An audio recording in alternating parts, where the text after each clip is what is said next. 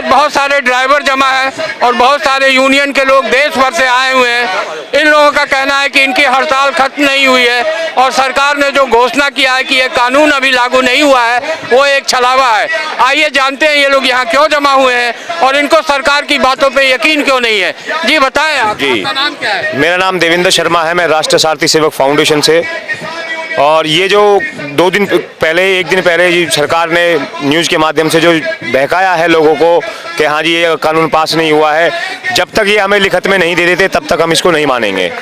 तो आपकी यूनियन के साथ कल गृह मंत्रालय की बैठक हुई और देर रात ये अनाउंस किया गया कि ये अब मामला निपट गया है और ये कानून लागू नहीं होगा, फिर भी आप लोग यहाँ धरना प्रदर्शन कर रहे हैं। जिस यूनियन से उनकी बात हुई है वो ड्राइवरों की यूनियन नहीं थी, वो ट्रांसपोर्ट की यूनियन थी।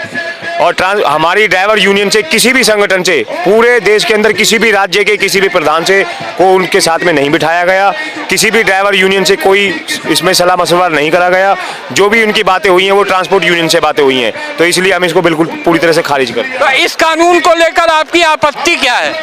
देखिए, इसमें जो कानून में जो इन्होंने बताया है कि 10 साल की सज़ा होगी अगर किसी रोड पे किसी की एक्सीडेंट हो जाता है और उसकी मृत्यु हो जाती है और ड्राइवर अगर वहाँ पे नहीं रुकता है तो उसके ऊपर 10 साल की सज़ा और 10 लाख रुपए का जुर्माना। और आप बताइए कि अगर ड्राइवर बाई चांस रुकता है और उसकी किसी हालत देखता है तो वहाँ की पब्लिक उसको नहीं जीने देगी, वो उसकी पब्लिक वहाँ की मार देगी उसको। इसमें सारी आपत्ति है। इसमें अच्छा क्या है कानून में बताइए? ड्राइवर की इतनी हैसियत तो है नहीं कि 10 लाख रुपए का जुर्माना भर पाएगा, और अगर वो 10 साल की सज़ा काटेगा तो 10 साल में जो घर पे आएगा तो उसके बच्चे भी उसको नहीं पहचानेंगे। आज 1 साल का बच्चा है, 10 साल बाद उसका पिताजी अगर जेल से आएगा तो उसको बच्चा भी नहीं पहचानेगा कि मेरा बाप है या कोई और है। 10 लाख रुपए की देने की सामर्थ्य तो ड्राइवर की है नहीं। लेकिन सरकार ने इस कानून को राज्यसभा में पास किया, इसको लोकसभा में पास किया, उसके बाद इसको लागू करने जा रही है और आप लोग कह रहे हैं कि सरकार ने, तो क्या सरकार ने आप लोगों से कोई राय मशविरा नहीं किया? देखिए, इसमें सरकार ने हमारे किसी भी ड्राइवर के संगठन से, किसी भी प्रदेश के, किसी भी राज्य में किसी से कोई इसमें सलाह मशवरा नहीं करा। उन्होंने अपने लेवल पे इसको तैयार करके और बिल पास करके जैसे भी इन्होंने इसको पारित किया है लेकिन ये ड्राइवर के हित के लिए नहीं है। ड्राइवर 24 घंटे रोड पे रहता है। एक आम नागरिक की अगर हम बात करें, वो अपने ऑफिस जाता है, 1 घंटे में ट्रैवल करके अपने घर पहुंच जाता है, 1 घंटे में ट्रैवल करके ऑफिस पहुंच जाता है। लेकिन ड्राइवर 24 आवर्स रोड पे रहता है, 15-15 दिन, 20-20 दिन घर से बाहर रहता है। ये उसके लिए बिल्कुल भी कहीं से कहीं तक भी ठीक नहीं है। तो आपकी मांग क्या है अब सरकार से? हमारी सरकार से यही मांग है कि इस काले कानून को वापस लिया जाए और हमारे ड्राइवरों के लिए एक ड्राइवर आयोग बनाया जाए जिसमें हमारे ड्राइवर की सारी सुविधाएं उसमें हो। जैसे कि उसमें रोड एक्सीडेंट के लिए 20 लाख रुपए का बीमा हो, अगर ड्राइवर की एक्सीडेंट में मृत्यु हो जाती है तो उसके परिवार को कम से कम 20 लाख रुपए की राशि दी जाए सरकार के द्वारा। लेकिन जिस ट्रांसपोर्ट यूनियन ने सरकार से बात की वो लोग कौन थे और सरकार ने कैसे छलावा दिया आपको? मैं कहीं ना कहीं उनको, ये सरकार का और ड्राइवरों के बीच का कहीं ना कहीं ये ट्रांसपोर्ट यूनियन का बीच का दलाल ही मैं उनको कहूँगा, क्योंकि उन्होंने किसी ड्राइवर यूनियन से कोई इसमें बात नहीं की, कोई चर्चा नहीं की। अपने लेवल पे उन्होंने अपनी मर्जी से कुछ भी बना दिया। जी, आपको क्या लगता है ये जो कह रहे हैं वो ठीक कह रहे हैं? ये बिल्कुल सही बात है जी कि कोई भी सरकार की अगर बात हुई है। जी, आपका नाम क्या है? मेरा नाम मनमोहन सिंह है, राष्ट्रीय सारथी सेवक फाउंडेशन से। इसके बाद बिल्कुल यही है कि अगर उनकी बात हुई है तो किसी ट्रांसपोर्टर से हुई है, हमें नहीं पता।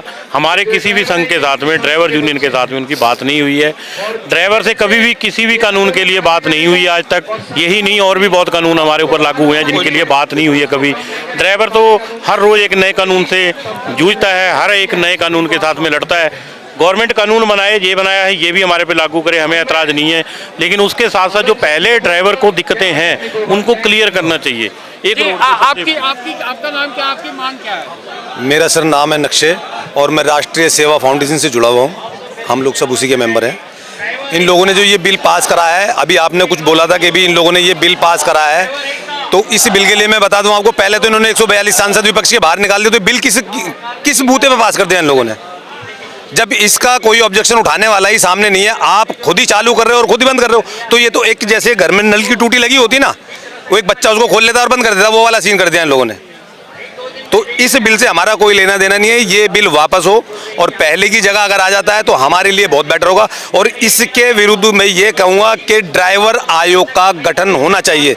हमें एक ड्राइवर आयोग चाहिए जिसमें ड्राइवर अपनी सीधी बात रख सके। अगर सरकार आप लोगों की बात नहीं सुनती है, ट्रांसपोर्ट यूनियन आप लोगों को धोखा देना जारी रखती है, तो आप लोग क्या करेंगे? हम लोग इसको एक लंबे टाइम तक लेके जाएंगे खींच के। हमारे बच्चे देखो जी, भूखे मरे, कुछ भी हो। हमारी जो स्ट्राइक है वो सरकार के खिलाफ नहीं है, इस कानून के खिलाफ है।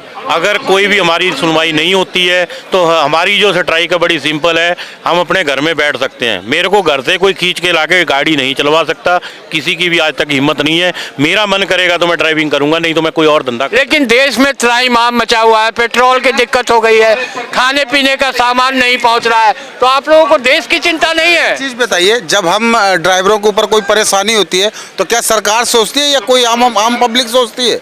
आज ये कानून बना, आज सिर्फ ड्राइवर जागा है, आप लोग नहीं जाग रहे, क्योंकि ये तो पूरे भारत के हर उस आदमी के लिए है जो गाड़ी चलाता है। ये सिर्फ ड्राइवरों के लिए नहीं है, हर उस आदमी के लिए जो गाड़ी चलाता है। आप बताओ, मैं अगर एक्सीडेंट होता है, उस आदमी को अगर वहाँ पे रुकता हूँ तो पब्लिक मुझे मार डाला रही है, पब्लिक से बच रहा हूँ तो भैया जेल तो होनी है, जुर्माना भरना। तो आप बताइए कहाँ से ये कानून सही है? आप बताइए, आप कुछ कहना चाह रहे हैं? मैं ये कहना चाह रहा हूँ, आपका नाम क्या है? मैं लखवीर सिंह, राष्ट्रीय सेवा संघ से। जी जी। मैं ये कहना चाह रहा हूँ कि अगर कोई आत्महत्या करने के इरादे से नीचे आ जाए ट्रक के, तो उस पे सरकार क्या करेगी?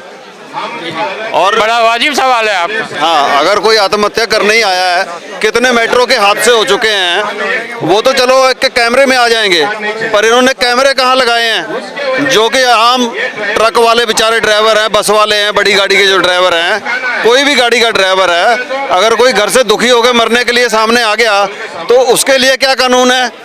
और ये सरकार ने ठेका ले रखा है क्या कि जब से ये लोग आए हैं इन्होंने पहले किसानों को तंग किया, फिर जवानों को तंग किया, अब ड्राइवर समाज के पीछे पड़ गए हैं। इनके पास कोई और अच्छा काम करने का इनके पास में मतलब कि टाइम नहीं है। मोदी जी तो कहते हैं सबका साथ, सबका विकास, सबका विश्वास, और पता नहीं सबका क्या क्या कर रहे हैं, लेकिन आप लोग तो परेशान दिख रहे हैं। अब ये आप देख लो कि क्या विकास कर रहे हैं मोदी जी।